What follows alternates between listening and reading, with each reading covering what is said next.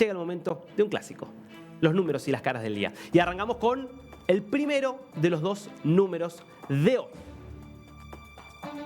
277 gigawatts, número de la energía eléctrica, de origen solar incorporado por China en 2024. Con estos 200 gigawatts de energía solar incorporados a la red en el año pasado, más cerca de 80 gigawatts de energía eólica incorporados, es decir, sumando entre los dos más de 350 gigawatts de energía renovable, China batió su propio récord de incorporación anual de energía renovable. Esto parte de toda una estrategia que viene desarrollando China, que es al mismo tiempo el país más contaminante del planeta, porque sigue dependiendo mucho de combustibles muy contaminantes como el carbón. Bueno, esto le ha permitido, de todas formas, seguir poniéndose en la frontera de las energías renovables, seguir poniéndose como uno de los países líderes.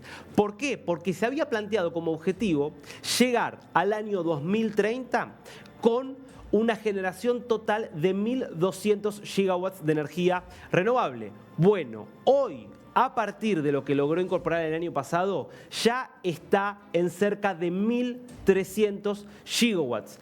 1.300 gigawatts total, es decir, sumando esto que se incorporó el año pasado, más todo lo que ya generaba de antes, lo que significa que 5 años antes de lo previsto logró cumplir esta meta que supone convertirse en un país de emisiones neutro, es decir, un país que por lo menos no contamine más de lo que ahorra o de lo que retiene de gases de efecto invernadero para el año 2060. Interesante porque el contraste con los movimientos que está dando Estados Unidos desde la llegada de Donald Trump es bastante importante. Primero de los dos números del día, vamos con el segundo.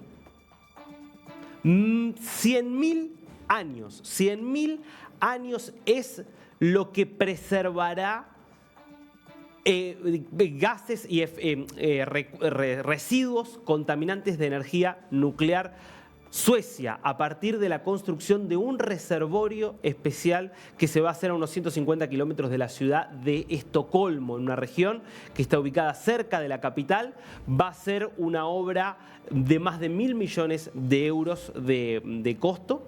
En concreto, esta obra supondrá hacer cerca de 60 kilómetros de túneles a 500 metros de profundidad, en un área que tiene características geológicas favorables para la conservación y para aislar justamente residuos nucleares, y de esa forma poder enterrar ahí aproximadamente 12.000 toneladas de residuos nucleares que puedan permanecer de forma segura durante 100.000 años. Esto es parte de una estrategia que tiene que ver con el otro número que te dábamos respecto de las apuestas que está haciendo el mundo hacia energías renovables, hacia energías que no dependan de los combustibles fósiles, que son mucho más contaminantes. Las clásicas son las que está usando China, solar y eólica, pero cada vez más están diciendo, bueno, pero habría que apelar también a la energía nuclear, que es una energía que, más allá de los incidentes que ha habido, absolutamente aislados, básicamente hay que decir Chernobyl y Fukushima, no más que eso, es una energía que no contamina y que en condiciones seguras es realmente muy poco nociva para el medio ambiente.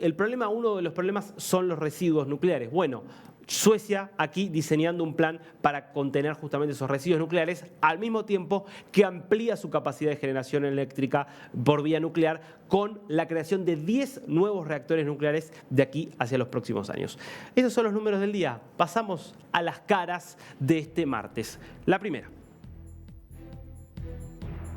Bueno, el primer rostro del día es uno de los personajes, yo te diría, más siniestros, o que ha cometido uno de los crímenes más siniestros de los últimos tiempos, que es el asesinato de 3 niñas en la ciudad inglesa de Southport el 29 de julio del año pasado. Me estoy refiriendo a Axel Rudakubana, un joven que hoy tiene 18 años, que ese fatídico 29 de julio pasado ingresó a un salón de baile donde estaban un grupo de niñas practicando una coreografía de Taylor Swift. Acá lo puedes ver a Axel Rudakubana, y apuñaló y mató a 3 niñas de 9, 6 y 11 años, 9, 6 y 11 años, y dejó heridas, algunas de ellas graves, a otras 8 niñas y también a 2 adultos. Bueno, ayer se declaró culpable por estos delitos.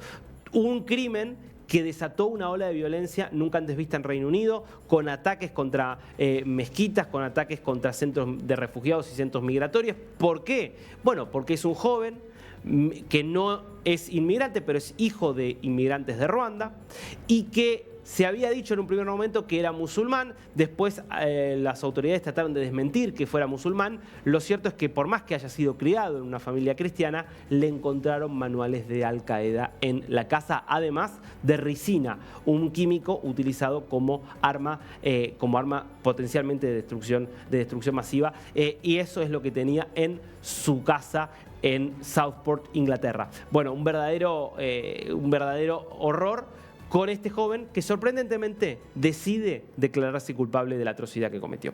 Segundo rostro del día.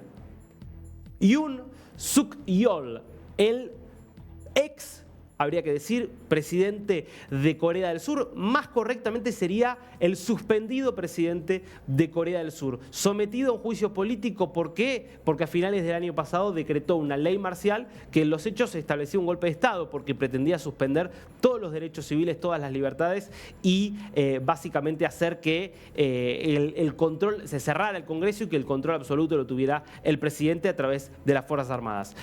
Fue sometido a un juicio político, ese juicio político supone que fue suspendido de su cargo, y ayer compareció por primera vez ante el Tribunal Supremo, que es el que va a tener la última palabra sobre él. Es ese Tribunal Supremo que va a decidir en un plazo máximo de 180 días si ratifica lo decidido por el Parlamento en el juicio político y lo suspende, o si lo restituye en el cargo. Muy difícil, porque Yoon Suk Yeol está en este momento preso en una cárcel en Seúl. Se convirtió en el primer presidente, estando aún en el ejercicio, aunque suspendido, pero estando con su cargo vigente, en una cárcel de Seúl por aquella decisión de decretar la ley marcial en todo Corea del Sur.